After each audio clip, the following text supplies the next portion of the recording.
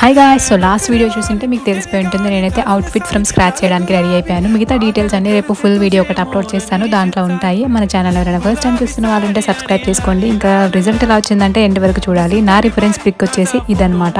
So ఇలా కుట్టించుకుందామని చెప్పేసి నేనైతే స్టార్ట్ చేశాను. సో ఈ రిజల్ట్ ఎలా వచ్చిందో మీరే చూసి ఎలా ఉందో కింద కమెంట్ చేసేయండి. మరి బాయ్ బాయ్.